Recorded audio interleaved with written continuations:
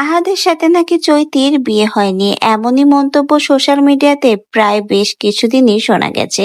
শেষমেশ আর চুপ থাকতে পারেনি চৈতি, তাই তো আহাদের পঞ্চম বউ চৈতি তাদের সেই বিয়ের কাবিনের কাগজে এবার দেখালো, যেখানে রয়েছে স্পষ্টভাবে আহাদের নিজের হাতের সই। এতেই কিন্তু প্রমাণ হয়ে গেল আহাদের সাথে চৈতির বিয়ে হয়েছে কি হয়নি।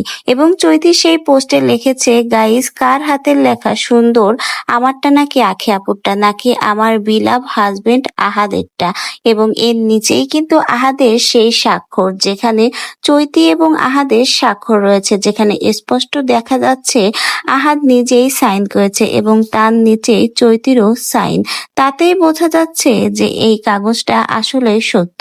অবশেষে কিন্তু ফাঁস হয়ে গেল, আহাদ কিন্তু চৈতিকে গোপনে বিয়ে করেছে।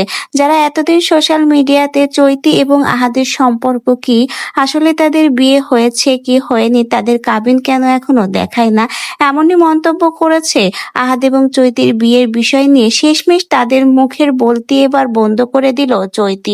চৈতি এবার প্রকাশ্যে এনেছে তার এবং আহাদের কাবিনের কাগজ, যেটার মাধ্যমে এবার স্পষ্ট প্রকাশ হয়ে গেল চৈতিকে আসলেই গোপনে বিয়ে করেছে আহাদ। এবং চৈতি তার সেই পোস্টে লিখেছে, সাথে কিন্তু এখানে আখির কাবিনের কিছুটা অংশ শেয়ার করেছে এবং তার সেই পোস্টে জানিয়েছে কার হাতের লেখা সুন্দর, আখির না তার। এবং দুজনের নামের স্বাক্ষরের উপরেই দেখে গেছে আহাদের স্বাক্ষর। বোঝাই যাচ্ছে চৈতি এবার সকলের সামনেই প্রকাশ্যে আনলো তার এবং আহাদের বিয়ের আসল ঘটনা।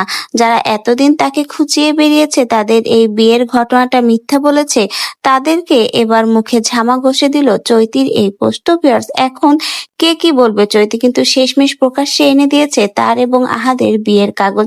এখন দেখা যাক এই বিষয়ে নতুন করে আহাদ বা তিশা কেউ কি কোনো রকমের মন্তব্য করে, না এখনো চুপ থাকবে।